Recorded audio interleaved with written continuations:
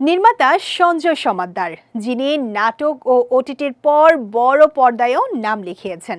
তবে তার প্রথম সিনেমাটি ছিল কলকাতার মানুষ নামের এই সিনেমায় তিনি কাজ করেছিলেন ওপার বাংলার অভিনেতা জিতকে নিয়ে।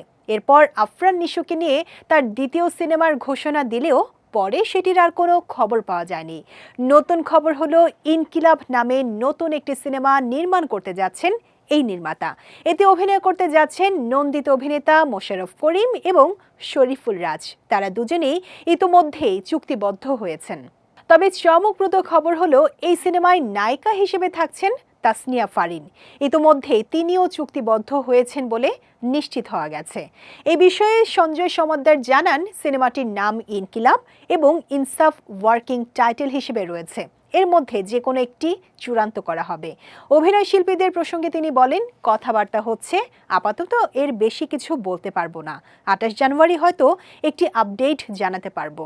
250-টিরও বেশি ডিজাইন অপশন নিয়ে ওয়ালটন স্মার্ট ফ্রিজ, বোঝে আপনার প্রয়োজন।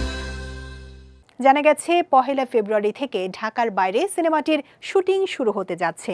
এর আগে মোশাররফ করিমকে নিয়ে যে শহরে টাকা ওড়ে দাগসহ বেশ কিছু কাজ করেছেন সঞ্জয় সমাদ্দার।